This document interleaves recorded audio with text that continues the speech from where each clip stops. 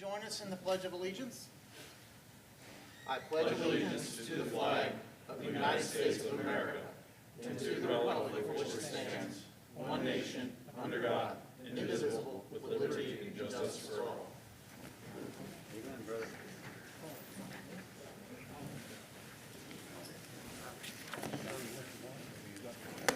Okay, thank you. Good evening, everyone. Welcome to the Union Township Board of Trustees regular meeting for August 13th, 2020. Please let the record show that all three trustees are present, and our fiscal officer, Mr. Campbell, is here also. I want to welcome everybody who's watching on YouTube or Facebook, or who's present here, or on UTTV, so all sorts of platforms where you can watch the meeting. So we appreciate everyone participating and keeping up with what's going on. So we'll get started here, gentlemen. The first item is approval of minutes. This is from our July 23rd, 2020 regular meeting. You've had a chance to look those over. Yes, sir. Is there a motion to approve the minutes? So moved. Second. Roll call. Mr. McGee? Yes, sir. Mr. Logue? Yes, sir. Mr. McGraw? Yes. Motion carries. Thank you. Next item is correspondence. Mr. Campbell, did you have anything tonight? No, sir, I have none. Thank you. All right. Thank you. We'll move on to our department reports, and we appreciate all our department heads being here. The first report is from our Fire and Medical Service. Stan Dimling, Chief. Thank you, Mr. McGraw. For the month of July, the department made 207 emergency fire responses, 406 emergency medical responses, and transported 310 patients to area hospitals. The department completed 615 hours of training, handled 21 public education and prevention details, completed 8 fire safety inspections, and completed 12 inspections with the Clermont County Building Department. And that concludes my report. Thank you, Chief Dimling. Appreciate that. Any questions or comments? I have none, sir. Thank you very much. Great work, Chief. Great numbers for public education details and all the patient contacts. Thank you. We'll move on then to our Police Department. Chief Scott Gaviglia. Thank you, Mr. McGraw. For the month of July 2020, Communications Center handled approximately 3,300 calls for service for police, fire, and EMS. On the patrol, the officers took 310 incident reports, investigated 119 crash reports, initiated 272 traffic stops with 125 citations and 186 warnings, conducted 461 field interviews, made 86 criminal arrests, 73 traffic arrests, and served 154 warrants. The Honor Guard was able to get out and perform at the Law Enforcement Appreciation Banquet. Investigative section to date has closed 172 cases, and fuel costs for the month was approximately $6,600 with 30,000 miles driven by the officers. That concludes my report, sir. Thank you very much. Gentlemen, any comments or questions? Well, just thank you very much to our gentlemen on our safety services, both fire and police. Thank you for everything you do for us. Thank you, sir. Yeah, no, absolutely. 3,338 calls. That's a lot. So, yeah, great work by the police and fire and safety services. So thank you. Thank you. We'll move on to our Service Department next. Mr. Matt Taylor is the director. Thank you, Mr. McGraw. In the Cemetery Division, from July 15th through the 31st, 16 burials were performed, generating $9,675. 8 resident graves were purchased, generating $4,550. 2 columbarium niches were purchased, generating $1,750. The total amount for the period was $17,560.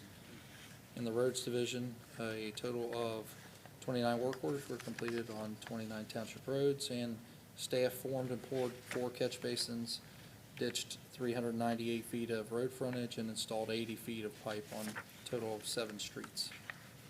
And in the Parks Division, playground inspections were performed on all township playgrounds, and the necessary repairs were made. and maintenance was performed on all township baseball fields. And that concludes my report. Great job, thank you. Gentlemen, any questions or comments from Mr. Taylor? Thank you. Mr. Mann, always do a great job. You and your staff do a great job, and Mr. Taylor. Thank you very much. Thank you, sir. Yeah, no, absolutely. Great amount of work for 12 maintenance workers, so thank you. Great work. Our next report tonight is from our Planning and Zoning, Mr. Corey Wright, Director. Thank you, Mr. McGraw. For the month of July, the department issued or handled 40 inspections, handled 8 citizen complaints. We issued 4 warning citations, 6 15-day noncompliance letters, and 5 30-day violation letters. We also handled 2 nuisance abatements for the month of July. With regard to permit activity, we had 2 commercial occupancy changes, 7 new single-family home permits, a multifamily permit, and remaining projects were homeowner projects, 63 permits for the month, $4,720 in permit revenue. That concludes my report. Thank you for all that activity. Appreciate it. Gentlemen, any questions or comments? No, sir. Okay. No, thank you. Next, we'll have a report from our administration, Mr. Ken Geis, Township Administrator. Thank you. I'll be brief this evening. We did receive word that the resolutions that were passed by the Board of Trustees relating to the levies were unofficially approved. The full Board of Elections will certify those on August 17th.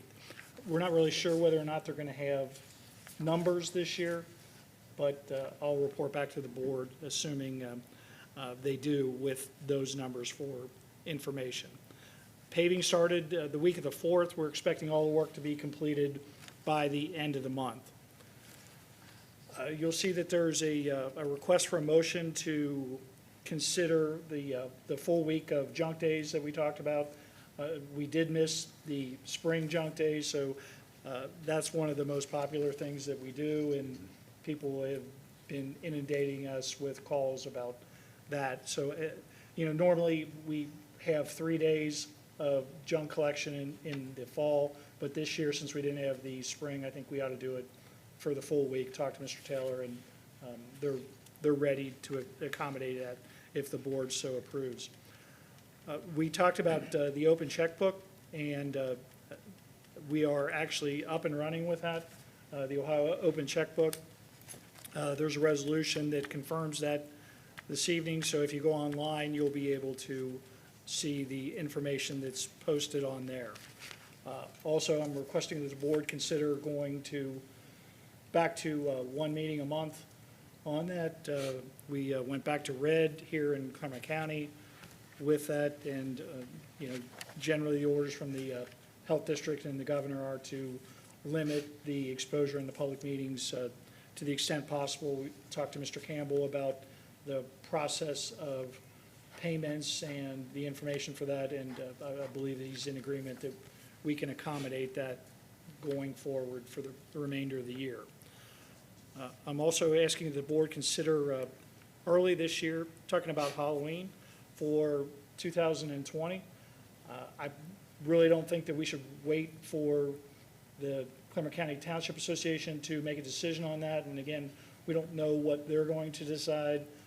I'd certainly like to recommend to the Board of Trustees that we consider having Halloween trick-or-treating as usual. We've had such a disruption with everything else in the community, and I think you can appropriately socially distance, trick-or-treating during that. But again, that's up to the Board of Trustees for consideration. You'll also notice that there's a motion to award the SWAP 4G for the road salt this year. The bids came in at a little over $54 a ton. Just in comparison, last year, our salt prices were almost $81 a ton for that. So we had a mild winter last year. We didn't use a lot of salt, so we have a certain amount of stockpile with that. And this year, we'll be able to purchase salt significantly cheaper than we did last year. And the last thing, there's also a motion for the board to consider the transfer of property on McMahon. The sale of that property is imminent, and we really need to transfer that into the CIC so that we can affect the sale of that. And that concludes my report. All right, thank you. Great. Gentlemen, any questions or comments? No, sir. Yeah. Thank you very much, Mr. Geis. I appreciate it. Fine job. Yeah, thank you, Mr. Geis. Thanks for the updates across the board. That's definitely a little bit of a curveball if we don't have issue numbers for the levy, so hopefully we do have issue numbers, and that's not something new, as everything else is kind of new in the current environment right now for everything's going on for being appropriately socially distancing and how that impacts information for the residents and for the voters. And also thank you to the staff and everyone that worked on, again, adding that added capability that we were able to get from the vendor for no cost to be able to go on Ohio checkbook. I took a look at that this morning. It looks great. So it's good to hear that that's successful, progressing forward there with that. So yeah, thank you for the updates. Appreciate it very much. Just one thing to add on the open checkbook, that was really Mr. Campbell's office, and, Mr. Campbell worked diligently on that with his assistant to make that happen. We're actually going to be a beta site for that. The open checkbook, the Ohio Open Checkbook, they modified their software on that, so if you go on there, it's a little bit new. We're going to be the first ones on there. Cindy White in Mr. Campbell's office, she had to do a significant amount of repurposing of our account numbers in that to make that work, but they really, stepped up and made that happen.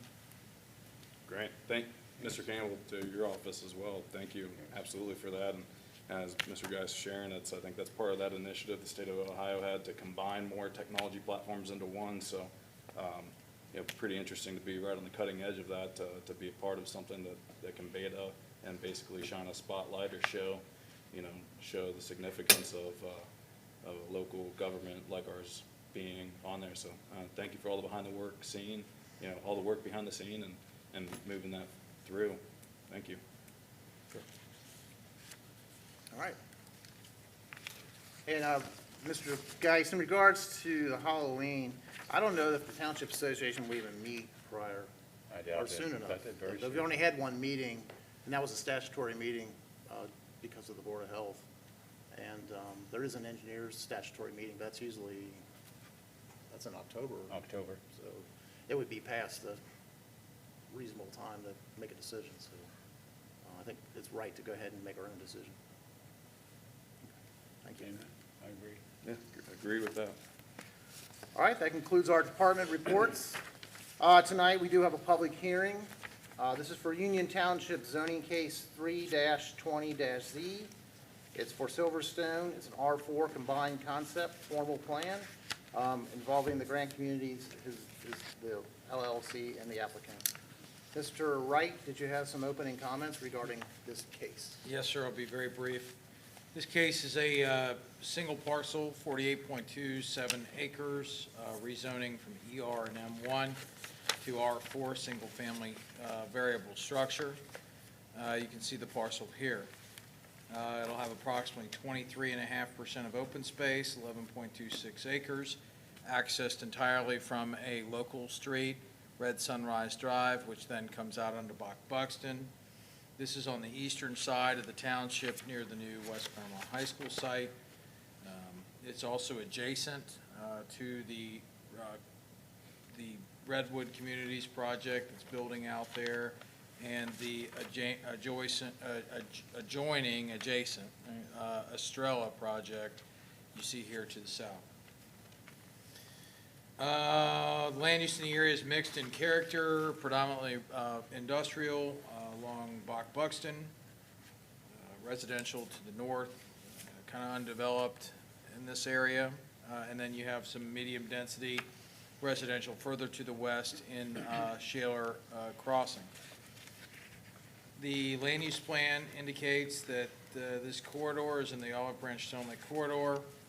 The majority of land is zoned R1 or B1, estate residential and M1 along Clough Pike. The transitioning nature of the corridor, the plan states, is that it provides opportunities for mixed-use commercial and residential development, recommends the use of planned districts, buffering, preservation of hillsides and other natural features. More generally, the land use plan calls for targeted densities of 2.5 to 4 units an acre for a single family. This project fits well within that targeted density range. The R4 regulations have been provided for the board's review inside the staff report there. The fire department has had no comments on the project. The zoning commission met in July and unanimously recommended approval to the board with 7 modifications. One that we do want to talk about, this cul-de-sac ball really needs to be extended to touch the property line here. So that's one thing that is, they don't lose any lots. It's literally just, it's about 5 feet of extension, maybe 10 feet of extension on the ball. Other than that, the applicant has submitted some revisions responsive to the zoning commission's requirements, which you have before you with their monument signage and landscaping.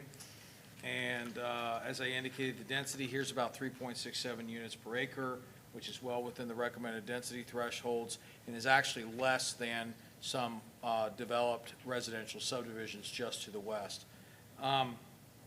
Proposed setbacks are 25 feet from the right-of-way line, 5-foot minimum, 10-foot sum on the side, and 20 feet in the rear. These are consistent with other successful communities in the township. And notably, as I indicated earlier, 23% open space conservation will be achieved. The action required this evening is in accordance with the zoning resolution 650 through 657. Specifically, the board is to enter a motion to approve as recommended by the zoning commission, approve with some further modification or deny this request to rezone the properties from ER and M1 to R4 as submitted as recommended and incorporating any further modifications as deemed appropriate by the board. And that concludes my report. Thank you, Mr. Wright. Gentlemen, do you have any questions for Mr. Wright? Only thing, Mr. Wright, you said that the applicant is agreeable with all the agreements and the recommendations of the zoning commission? We received no objection from the applicant. There was some consideration about the cul-de-sac, but at the end of the day, we're talking about less than 10 feet of pavement, and it probably should be accomplished. So. Thank you, sir. Mr. Wright, I did have a question. If you could bring the original map up.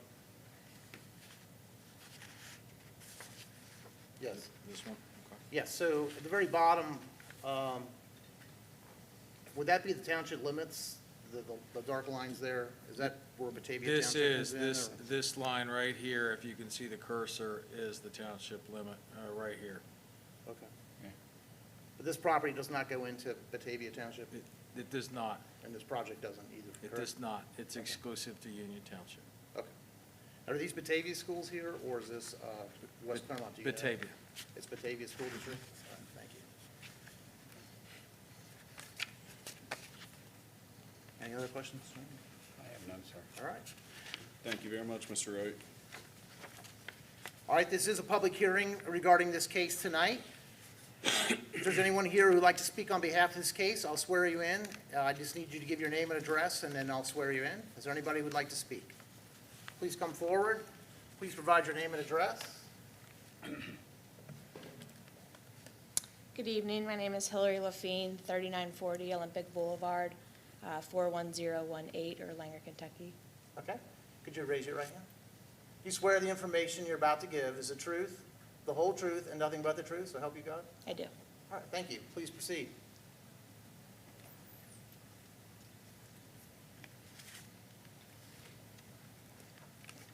Mr. Wright did a good job of going over everything, but there's just a couple things that I'd like to add in addition to some of the things that he's already mentioned.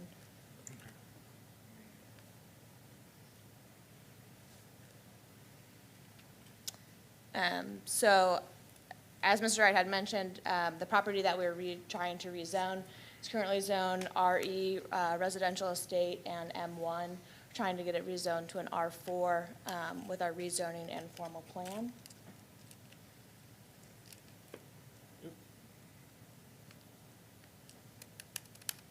Hang on, I gotta open a PDF, I don't have it. There's a PowerPoint in there too. All Corey. right, I think I opened the wrong file, sorry. It's fine. I was pushing the button and it wasn't moving, so.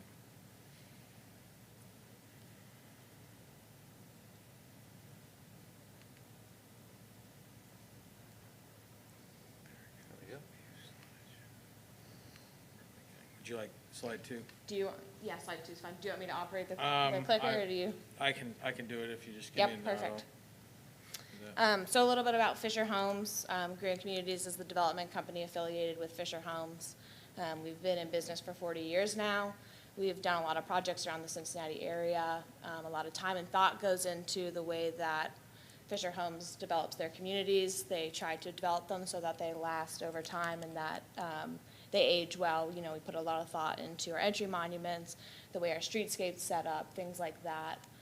A couple communities in the nearby area. One was Forest Glen, which has Maple Street Homes, which is the type of product that we'll be putting into Silverstone. And then another nearby community is our 12 Oaks project, which was recently approved by Union Township late last fall, and that is currently under construction just down the road on Clough Pike.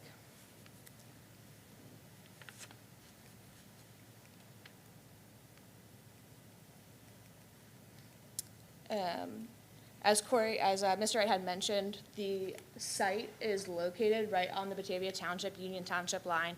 Just to reiterate, we are only purchasing what is currently in Union Township. There will be nothing in Batavia Township. And again, even though we're in close proximity to West Clermont High School, all school-age children will be going through Batavia Township school system. You can go ahead, next one. This is just to show that what we're planning is consistent with what's in the immediate area. There are several PUDs in the area, as well as some planned multifamily, as well as other single family. So our site will all be single family and be consistent with what is currently planned in the area. Just to show that we're also thinking about what's on the Batavia Township side, even though we're not developing in Batavia Township. Just showing that on the other side of our site is also a lot of single-family residential, as well as the residential PUDs. The site itself is in the Stone Lick Olive Branch corridor, and we feel like the site is consistent with what it is being mentioned in the comprehensive plan according to the Stone Lick Olive Branch corridor. We're encouraging residential market-based planning approach. We have mixed densities and development types. I'll get into a little bit in my next slide about how we're incorporating two different home size lots, even though they're the same product, and then implement preservation strategies aimed at enhancing existing natural amenities. The community itself is just under 50 acres. It's 48.27 acres roughly, with 177 proposed home sites. On the plan, the darker red-brown color is our 50-foot minimum home site width. Those will probably be planned to be a little bit bigger than that. They'll probably be about 53, 54 feet wide. And then the other product is also called our Maple Street product, but it is a little bit narrower home site at a minimum of 40 feet. And this diversifies the community by allowing two different buyers into the community at two different price points. And not only that, but accelerating the rate at which we could develop the community. The open space, as mentioned earlier, is over 20% at 23.3%. We do have an amenity on site. I believe it's planned to be a playground and maybe a small picnic area, and it's located kind of in the middle of the site, so that'll be incorporated as development goes on. The two big amenities on site are the playground itself, and then the preservation of the existing woodlands. So there's a lot of streams and on the existing site with some topography, so we're trying our best to preserve those stream corridors. And a lot of sites on the plan either back up to open space within our own development or back up to open space established by other PUDs. On the screen is just a couple of elevations. This product is geared towards first-time home buyers. So a lot of the homes are anywhere between 1,200 and 2,500 square feet. Obviously, the ranches being on the smaller side. And then most of the homes are between 3 or 4 bedrooms. Again, the ranches might only have 2 bedrooms with a study or something, but they range in size and vary in price accordingly. There's just a couple of interior shots of a model home. And a rendering of our proposed 40-foot home site minimums. And a rendering of our proposed 50-foot minimum home sites. One last thing that I did want to mention was right out of the Union Township Comprehensive Plan. I wanted to bring attention to the fact that our target age range for first-time home buyers is significant, or I should say a fair amount. I think it was like 15% of the total population in 2018. And not only that, those are, according from the statistics from 2000 to 2018, those are both growing demographics. So there's definitely a need for this type of product for this growing buyer within Union Township.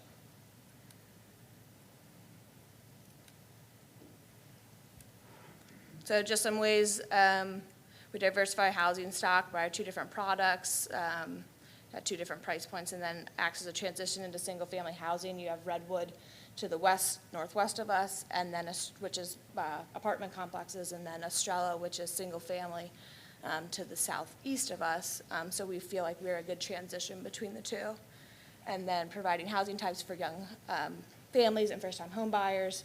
Again, hitting that growing demographic.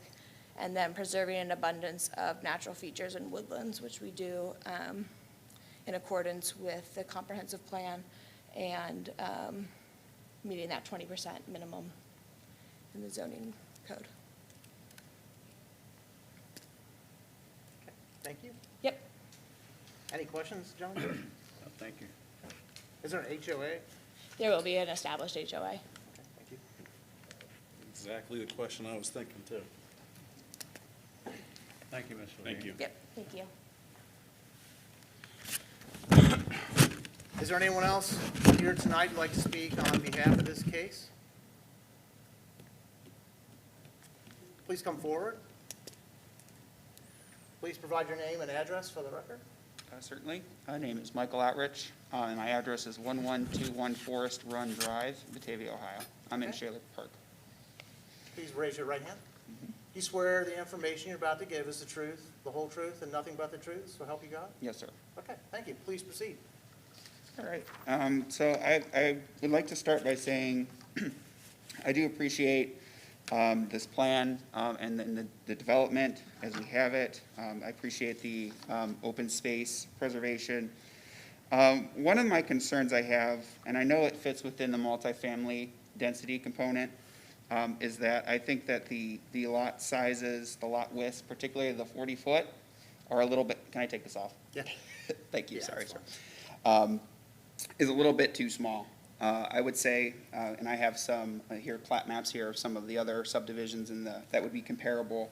One would be Weatherby Farms. The minimum lot sizes within Weatherby Farms are 47 feet. And so I know it sounds like splitting hairs here, 42 feet, but that's 10 feet between 2 properties when you think about it. So I would like the township to revise that, to bring it up at least to accordance to 47 feet or to 50 preferably, at least for that component, just because we're very popular here. Union Township is a great place to raise a family. I appreciate the attention to detail around the entry-level first-time home buyer, entry-level price points.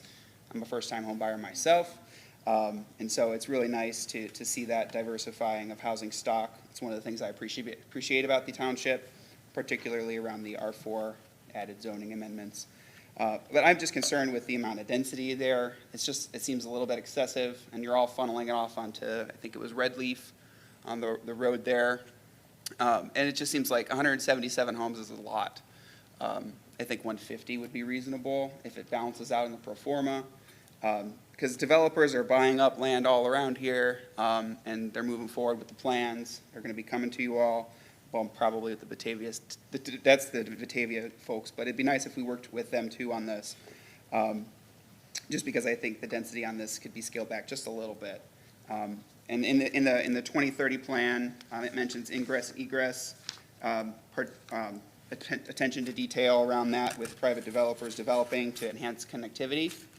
And so I appreciate the recommendation that you all had suggested about bringing the cul-de-sac to the township line.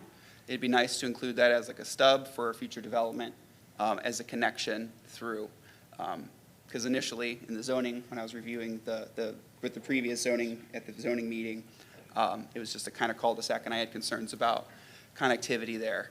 But just to summarize, it would be nice to scale back the density a little bit, particularly with the 40-foot lots, just because families with young kids may want a little bit more of a yard for just to play with their kids.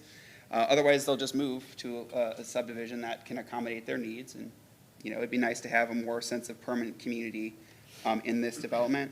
The other critique I just would like to throw out there as well, within the Maple Street collection around the urban modern style, if we go to slide 7 really quick. Let's see here, sorry. Let's see. It would be the urban modern development. So that one, the urban modern on the furthest right. So all of the urban modern ones, preferably for consistency around in other surrounding neighborhoods, I just preferably, I don't know if it's an aesthetic thing, but I would like to not have that be part of this. Just because it doesn't match with dormers and other architectural styles in the neighboring neighborhoods with that odd triangle wedge of cheese. Sorry, yeah. I don't know if they're doing that in Forest Glen or not, but it just doesn't seem like it would be cohesive in our township. And those are my comments. Okay, Thank you. thank you. Well thought out, thank you. I don't believe it would be in the trustees' purview to tell them which type of homes to put, the designs anyway. Certainly, she's probably listening to you, listening to that feedback and taking that to heart, but we're not in a position to control that, but I don't disagree with you. I think those look a little bit out of place to me too, but I think otherwise they look like nice homes. Also, Mr. Wright, he says he lives on Forest Run, but the connector to Shaler Creek, that was still going to remain closed as it is now. Yes, sir, correct? that's private from Shaler Crossing into Redwood, and then it's private. The Redwood really drives, they're a privately held entity, and so that they can secure that through movement as well. The primary intent of that is to provide for another emergency access into the development. Yes, okay. Just want to clarify that. Thank you. Is there anyone else who'd like to speak on behalf of this case tonight? Okay.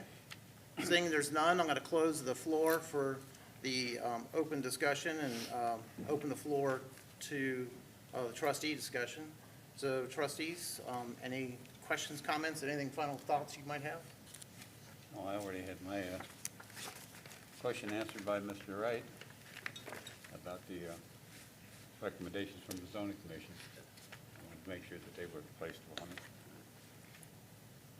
And Mr. Wright, my question would be, this wouldn't have gotten this far without careful scrutiny of the number of units. That does fit in within the zoning. Yes, sir. In fact, the comprehensive plan, as I indicated, has a general section about single-family developments, bringing cohesive design, amenities, things like that into play, and it recommends densities up to 4 units an acre. And I would point out that you can actually achieve lower densities with smaller lots than even neighboring subdivisions where there are 10,000, an R2 is a 10,000 square foot lot, and you literally just carve up every inch of the parcel. You actually end up with more units there than you do with smaller units and then the preservation of open space. Yeah, I think that's the key to is the smaller units. We have actually successfully executed some 40-foot lots in the township in the Mount Car, I believe there were some 40s, if my memory serves me right. Harrison Woods, do you remember Harrison Woods? Yes.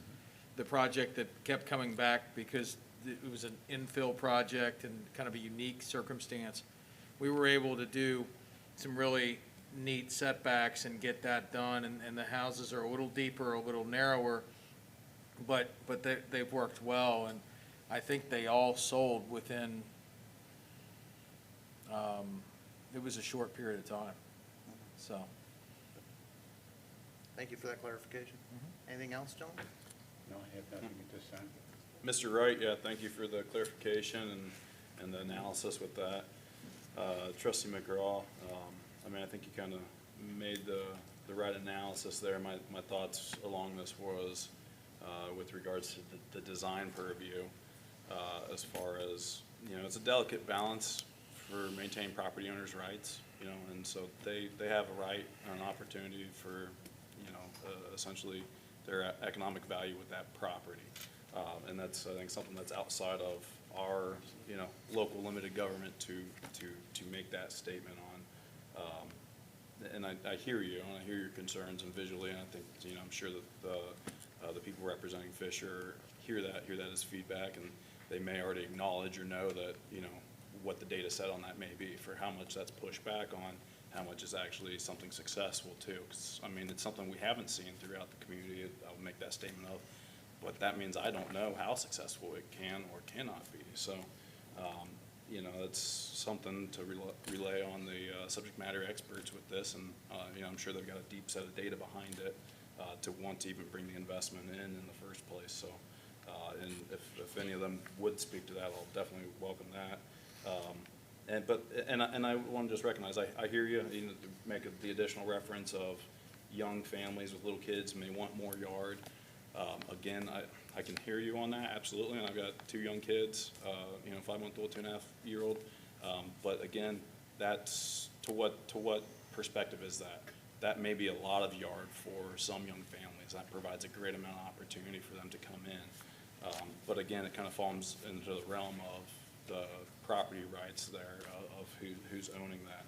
And I did hear you mention, I think it's a delta of 7 feet, 40-foot lots versus 47-foot lots, and then a delta of 27 homes, 177 to 150 homes. I don't know if that's any additional computation that you put behind that to get the 7-foot delta there, that would actually narrow it to 150 home sites or not, and what those kind of proposed questions that you posed.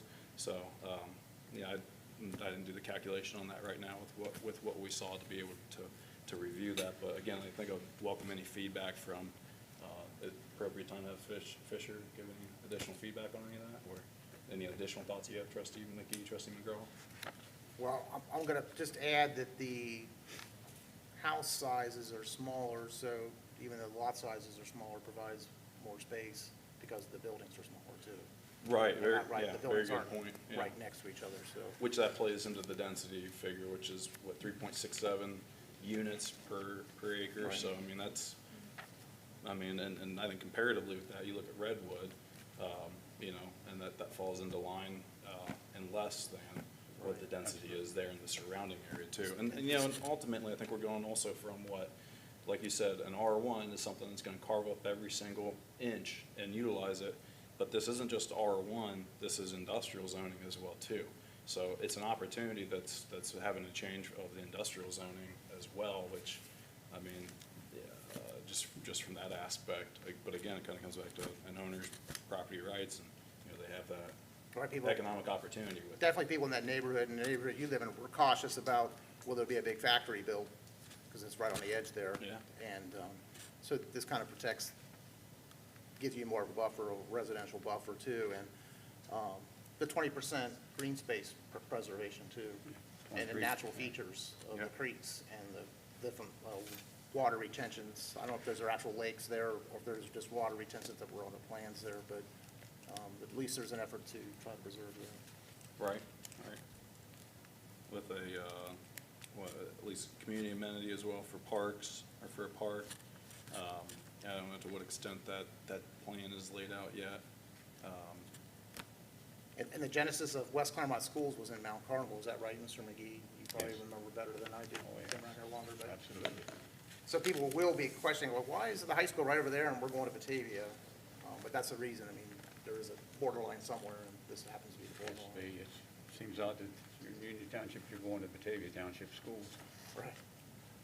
But, I don't, there is some open enrollment of opportunities though, so people can decide. We don't where have a they- dog in that fight. Right, that's up to the families to decide in the school systems. So I think they work pretty good together though. Yes, on that- absolutely that they do. particular area. Anything else, gentlemen? No, sir. Okay. All right, good comments. If there's no further comment, this is zoning case 3-20-Z for Grand Communities. Gentlemen, is there a motion to either approve, modify, or deny this applicant's request? I'd like to make a motion to, in accordance with the section 650 to 657 of the zoning resolution, that the Board of Trustees enter a motion to approve, as recommended by the zoning commission on July 22nd, 2020, to case number 3-20-Z, with, like I said, as I talked to Mr. Wright about the recommendations of the zoning commission included.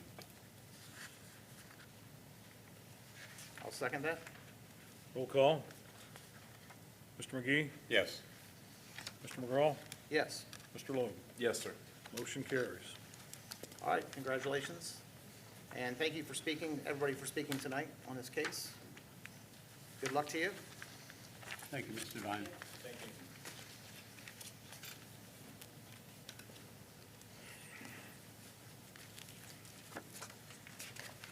All right, gentlemen, moving right along, is there any old business tonight?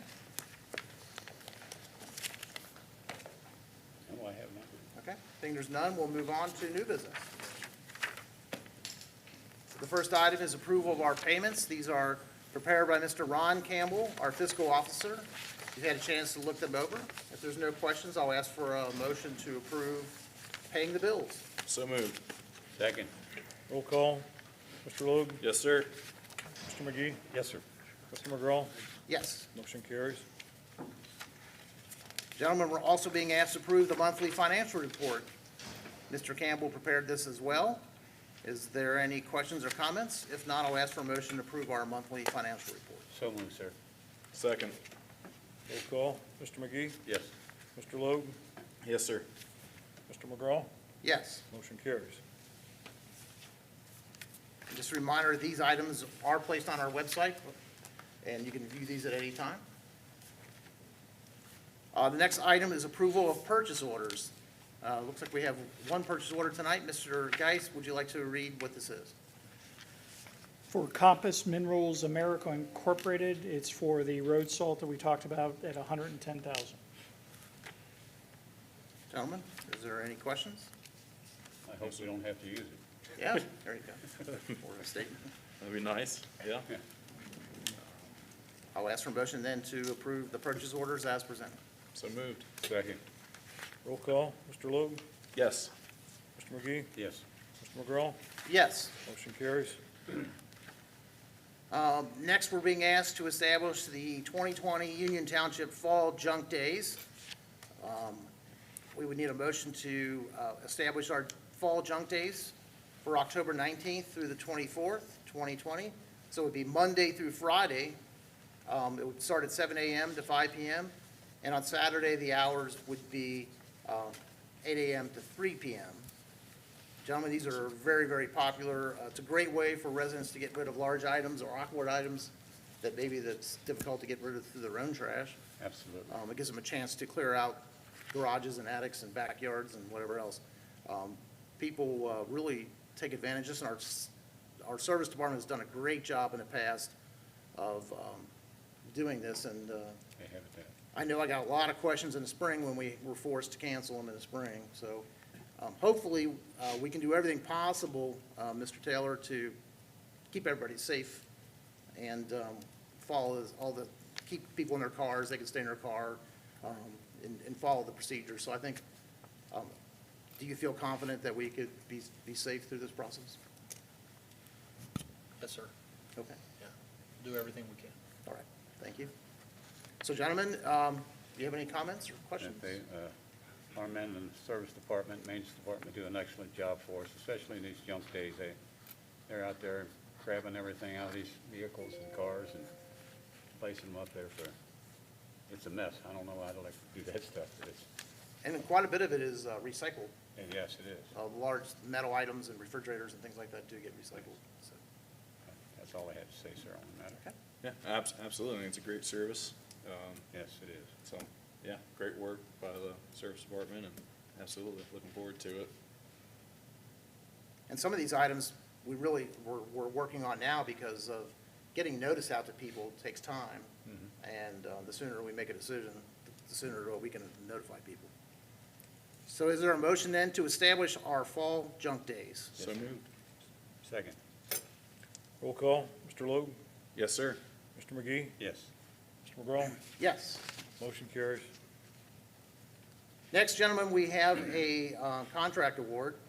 This is for the SWOP 4G 2019-2020 Road Salt Contract Award. We're being asked to award this contract to Compass Minerals America Incorporated. They were as the lowest responsive and most responsible bidder. The township is a member of the SWOP 4G, which is the entity that administers the bidding. The price this year is $54.29 for 2,000 tons, or well, I guess that would be a much lower price than we've seen recently. Is that correct, Mr. Geis? Correct. It's quite a bit. So if there's no questions or comments, I'll ask for a motion to award this contract to Compass Minerals America. So moved, sir. Second. Roll call, Mr. McGee, Yes, sir. Mr. Logue, Yes, sir. Mr. McGraw, Yes. motion carries. And Mr. Geis, just to clarify, if we don't need the salt, we don't have to buy it. Is that correct? That's correct. We only purchase what we need. But at this price, it'd be nice if there's a way to keep it. Yeah, the only issue is that we don't have any capacity Right. to, We didn't use a lot of salt last year. Right. So, all right. Mr. McGee, you don't have room in your yard, do you?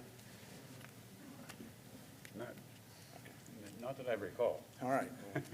We'll see what happens with the weather. All right. The next item is a transfer of property for economic development. We're being asked to authorize a transfer of a single parcel identified as it's 4,000 to 4,024 McMahon Road, totaling 16.11 acres to the Union Township Community Improvement Corporation for the purpose of facilitating economic development in Union Township and otherwise accomplishing the sale of a portion of the subject property and further authorizing the township administrator to execute any and all documentation required to create, split, modify, or otherwise accomplish the sale and transfer of said property as contemplated herein and furtherance of the same. Gentlemen, do you have any questions or comments you'd like to make about this? No comments or questions? Fine.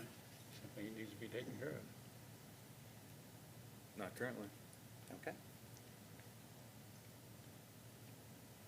Mr. Geis, can I ask you, would this encompass all the private portion that is taxable? And we're still the bus garage is still will be separate, correct? that's correct. We'll retain that Okay, in the sale. okay. Thank you. So then I'll ask for a motion to authorize the transfer of this parcel. So moved. Second. Roll call, Mr. McGee, Yes, sir. Mr. Logue, Yes, sir. Mr. McGraw, Yes. motion carries. Thank you. All right, gentlemen, 2020 Halloween trick-or-treat hours. We're being asked to establish the 2020 Halloween trick-or-treat hours in Union Township as Saturday, October 31st, 2020, between the hours of 6 p.m. and 8 p.m. And just before we get any further discussion, I just want to remind everybody, those are the traditional hours we've had for many, many years. Yes, absolutely. So there's no variation in what we've done in the past. So, and as Mr. Geis mentioned before, I think it's something we should let people know now what we're gonna be doing so they can make plans. And, you know, it's a voluntary thing too. If, you know, if a family or a homeowner doesn't feel safe or doesn't want to do this, you know, it's obviously their prerogative not to do it. So it doesn't force anybody to do it and doesn't force, but I think Mr. Geis is correct, and I agree that it can be done safely, and people need this. Absolutely. Yes. For fun.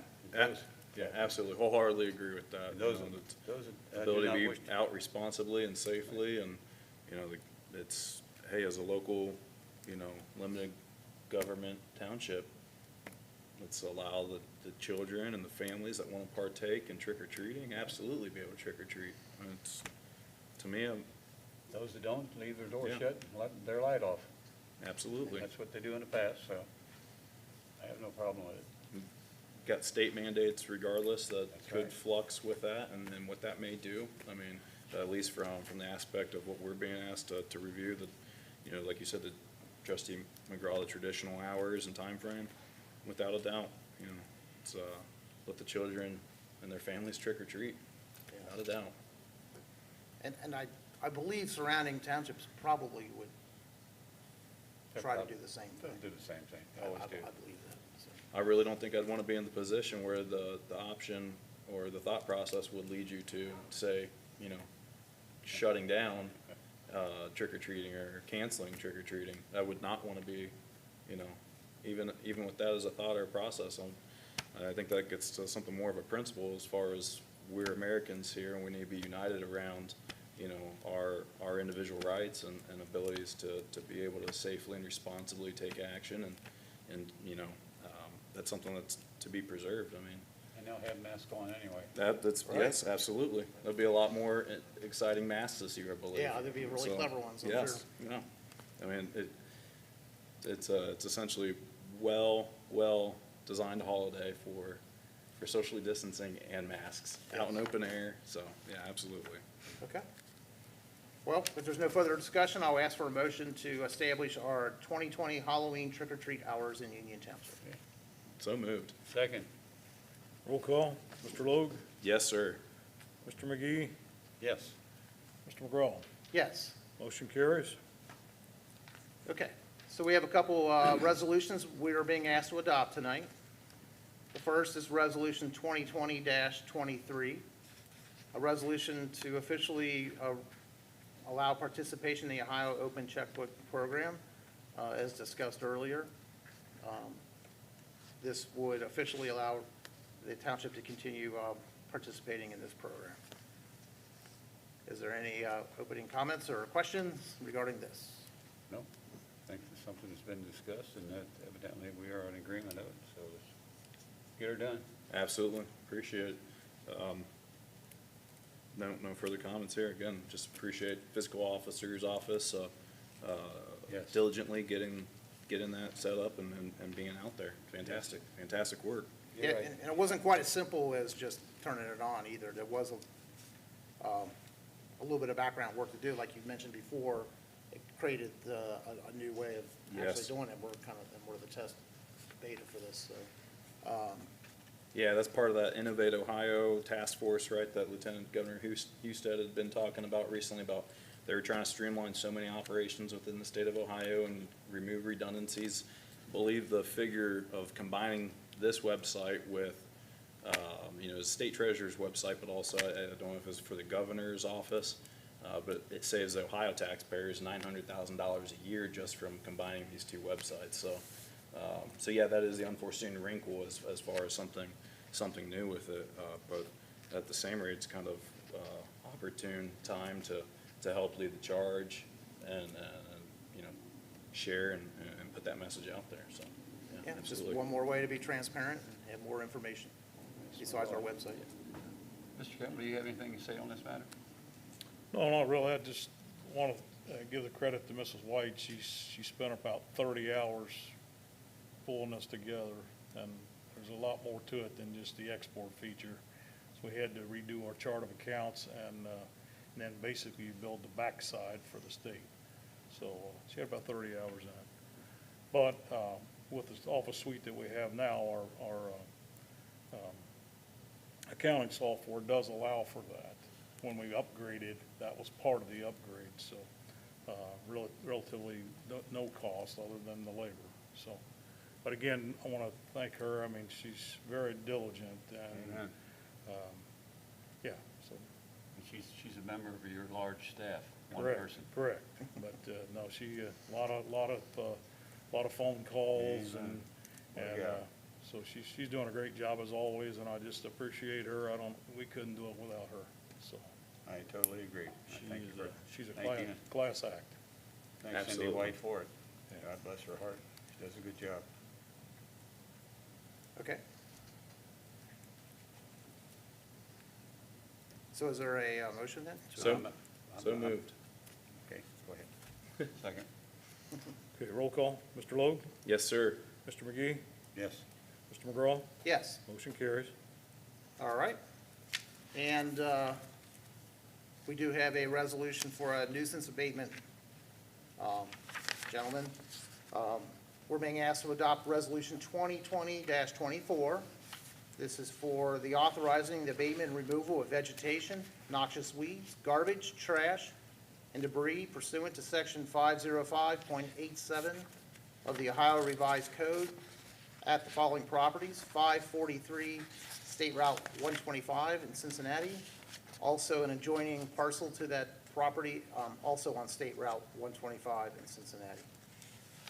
Gentlemen, you've had a chance to look over the packet of information. We've actually had previous action on this particular property in the past, Yes. and we'll continue to stay on it to try to get some action done. I believe it's a former gas station, and Yeah. it'd be nice to get this taken care of. Yes, I believe our staff had to go board it up and everything else and take care of the matter for them. It's a shame. People don't take care of their property. I'd say that in the past, said that in the past, and I'll say it continually. That's, Take care of your property. Gosh, I don't understand that. absolutely. I mean, that's a very high traffic area, and you recognize it anytime, you know, that everything is growing long. Very high traffic area, and, you know, it's right there at that, you know, close to the township line, township border with Anderson Township, and, you know, I mean, in a way, that's you know, again, very high traffic and gateway into the community, and that's one of the first things people see. That's right. Is there a motion then to adopt Resolution 2020-24, a nuisance abatement resolution? So moved, sir. Second. Roll call. Mr. McGee? Yes. Mr. Logue? Yes, sir. Mr. McGraw? Yes. Motion carries. Okay. So gentlemen, one other item then would be our schedule, in accordance with state and county health recommendations. The thought is to limit our meetings to one a month for the remainder of the year. We've already, in our previous scheduling, it did that for November, December because of holidays, and for other reasons in October. This would really be for this month, and September is what we're talking about. Yes. So, do you have any comments or concerns about that? I'm in total agreement. We follow state policy, do what you have to do. And we still get the job done. We've talked to, Mr. Campbell's already said that his staff can take care of the matters for us and get us through it, so. That's the big point, is getting the fiscal officer staff to get the job done for us and get us through it. Mr. Campbell, that fits your operation, your staff? Yes, sir. Okay. Yep. Mr. Geis, your departments, everybody's okay with that? Okay. Yeah, absolutely. If all Yeah. department heads are good with that and how that works for the staff, so, Mr. Campbell and your staff, police, fire, Okay. services, and All right. We need a motion, I'll make that motion. Yes, I'll ask for a motion then to revise our schedule to one meeting a month. I'll make that motion. I'll second. Roll call. Mr. McGee? Yes, sir. Mr. McGraw? Yes. Mr. Logue? yes, sir. Motion carries. And Mr. Geis, as usual, if you would get the word out on all our platforms to notify everybody of the changes. And if need comes up where we need to change that, we can always revise that. There's nothing to say we can't change it back or hold a special meeting or something like that. Right, no, absolutely agree with you on that. Okay, Which who knows with, again, the flux with from the national and state level, what impacts there could be that would require, anything that we would maybe need for a special meeting or, hopefully not emergency, but I'm sure that we'll have at least a day's lead time for something to be a special meeting if needed, so absolutely, thank you. yeah, hopefully the vaccine's on the way and we'll get back to more normal life, but we'll just do what we can on our end to still be out in the public and transparent, but Yep. limit the staff and everybody's exposure. Absolutely. Okay? So now I'll open the floor for comments from our board members. Gentlemen, anything you need to discuss or Yes. alert us to or bring up tonight? I have one thing that I think the public, how you get this thing down here? Yeah. There we go. Want the public to be made aware of, everyone in the audience and those in the media. October the 5th is the last day to register to vote. This is a very important year. We need to get up and vote. If you're a registered voter, get out and vote. And if you're not a registered voter, you need to get up and vote. October the 5th is the last day to register to vote. As I said, you can register at the Board of Elections in Batavia. You can register at any library that may be open, or you can go to ohiovote.com and register to vote. Please get out and, it's one of the last rights we have as a citizen of the United States here to get out and vote for those of your choice. I'm not here to tell you how to vote.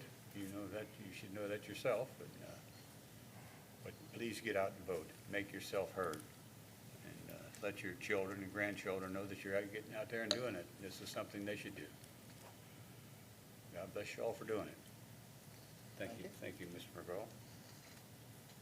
Also remind everyone how important it is, if you haven't done the census form, go online and please do that. Population counts for our township control a lot of the way the dollars flow from the state, federal government, different formulas. So if you haven't done the census yet, please go online and take care of that. So otherwise, the census taker is going to be knocking on your door to try to get you to do it. So please count your family and make yourself be counted. So it definitely would help our township. And otherwise, it'll deprive us of services that you'll need, for sure. So. Anything tonight, Mr. Lugg? Yeah, I was just going to share real briefly. I had some coronavirus response for Ohio, some stats to just kind of touch on. The current President Trump, his administration, they fought to give states and local governments the resources and help that they've needed against coronavirus. 1.9 million Ohio jobs have been protected by the Paycheck Protection Program, and that Paycheck Protection Program has provided nearly $18.3 billion worth of loans to more than 140,000 plus Ohio businesses. More than 5.8 million Ohioans have received economic impact payments totaling over $9.8 billion in relief. The CARES Act itself, $4.5 billion in assistance to the state of Ohio and local governments to help with coronavirus outbreak. $989 million in assistance to 10,000 healthcare providers in Ohio. FEMA has provided Ohio with $53 million in federal support, 2.8 million N95 respirators, 6.3 million gloves, 182,000 face shields, 672,000 surgical masks. And all that really comes off the back of Ohio's disaster declaration that was approved by the President's administration in March to unlock that federal aid. So anyway, just came across some specific coronavirus response from the national level and how that impacts, and I know our safety services, our police and our fire have gone to great lengths to continue to be very efficient and effective, and how we've handled this response now that coming up on 6 months in, right? Everyone's kind of well-practiced with, what the, activities day to day and how they've changed. But just recognizing that support from the national, level all the way to where the rubber meets the road with local governments like ourselves and individual Ohioans has been good. And it's just, again, we all have something right now to keep in mind as you can see division across the country. That's not always just seated there. That is stuff that near peers and adversaries plant and amplify, and they want to see Americans divided against Americans, and we're better than that. We are Americans. We need to know that, and be able to, unify. So anyway, just, I continue to just end with, again, the great staff here and all the work that everyone does, all the way through, Mr. Campbell, you referenced there for Miss Cindy White, and then all the hard work that she did. I mean, and that's exactly it. She's able to put everything on and be able to work through that, just as we've seen our police and our fire, and what we do with the services department. I know it's been difficult for the parks, open, close, and how everything's working there, and how we've seen everything with zoning and overall development. So just just a testament, I think, to the township leadership, and what's able to be carried forward is providing best services for the residents of Union Township. So for me, just a thank you to everyone that I'm surrounded, here in the community that's out to see it, and be involved and be a part. So thank you. Great, thank you. And then, looking out in the audience, I do see a Clough Pike alumni here tonight. Wednesday, the 19th, will be a ribbon-cutting ceremony for the renovated and updated Clough Pike Elementary as they look to open the school and be ready for moving forward into the fall, into the new school year. I think it's going to be a limited allowance for people to be there for it because of the situation with the COVID-19, but just want to mention that this will complete really all the the brand new schools. We had the Summerside built, and the new high school built. We had Willowville, and WT Elementary was done some time ago. So in Union Township, all our schools will be coming around to being either new or renovated, and Clough Pike will be like brand new. They've added some new space, and it's a really exciting time. Great for our homeowners, home values. People want to move into our community. If you need to sell your house, that's a great selling point. Hey, you're going to have all brand new schools to go to. So great job by West Clermont Schools, and I look forward to their big day on August 19th. Yes. All right. Anything else? Have none, sir. All right, I'll open the floor then for public comments. Is there anybody here tonight who would like to make a comment? Okay, seeing there's none, I do appreciate the people who came in person. We do appreciate your attendance. I appreciate everybody who takes the time to watch online, whether it's through Facebook, whether it's through our YouTube. It's direct broadcast right now, and also UTTV. They might watch it there. Also, it's uploaded on our website in a future date where you can watch back. All our meetings are listed there. So I'll tell you, it's an easy way. If you can't make a meeting, you can speed through the meeting if you need to. You can watch it at your own leisure and see what's going on in the township. So I appreciate our IT department and our UTTV department. Amen. They did a great. They do a great job to make sure that all these meetings are recorded, and, a lot of places don't have that ability, so we sometimes take that for granted, so I appreciate their work.